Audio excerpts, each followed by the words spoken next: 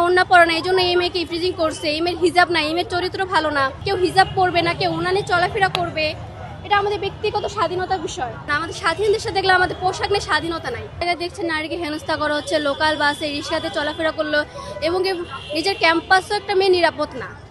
মানে সব জায়গায় মেয়েদের মানে কেন এইভাবে চলাফেরা করলো, কেন মেয়ের ওড়না নাই, কেন মেয়ে হিজাব পরলো না, মানে পোশাক নিয়ে নানা ধরনের কটূক্তি দিয়ে থাকে।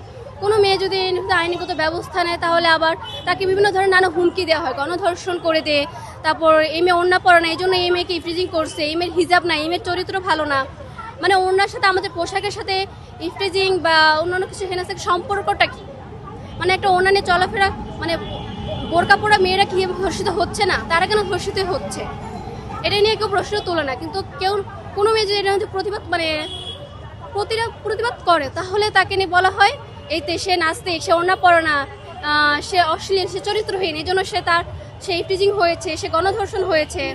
মানে নানা ধরনের আমাদের স্বাধীন দেশে দেখলে আমাদের পোশাক নিয়ে স্বাধীনতা নাই। যেমন আমাদের সবারই পোশাক বা কেউ হিজাব পরবে না, কেউ ওড়না নিয়ে চলাফেরা করবে, এটা আমাদের ব্যক্তিগত স্বাধীনতার বিষয় যে আমি কিভাবে চলাফেরা করবো, আমার পোশাক কেমন হবে।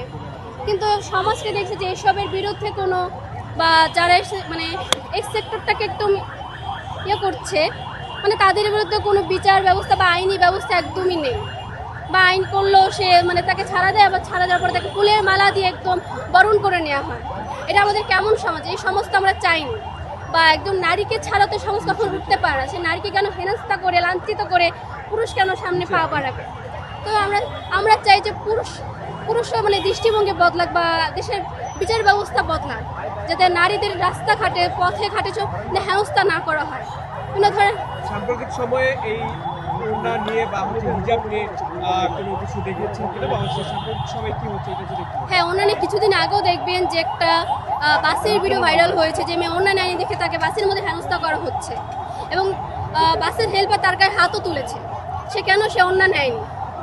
মানে এই ধরনের ঘটনাগুলো কেন ঘটবে আমাদের দেশে? বা বিচার ব্যবস্থা কেন, আইন ব্যবস্থা কেন নেই? যে ইফটিজিং করার সাহস কেন হবে? আমাদের বিচার ব্যবস্থা দুর্বল হয়ে তো আজকে আমাদের যে পথে ঘাটে ইফটিজিং হতে হচ্ছে বা নারীকে হেনস্থা করা হচ্ছে। এই ব্যবস্থাগুলোর বিরুদ্ধে তো আমাদের আইনের সোচ্চার হওয়া দরকার, আর রাষ্ট্রের কঠোর ব্যবস্থা নেওয়া দরকার। কিন্তু রাষ্ট্র দেখছে কঠোর ব্যবস্থা মানে কোনো আইনি পদক্ষেপ নিচ্ছে না, বরং সে মেয়েকে ব্লেম দেওয়া হচ্ছে যে সে ওড়না পরে না, হিজাব পরে না, মানে সে চরিত্রহীন। মানে এই ধরনের মন মানসিকতা বা সমাজ থেকে আমাদের নতুন একটা সমাজ আমরা গঠন করতে চাই, যেখানে ছেলে মেয়ে কোনো ভেদাভেদ থাকবে না।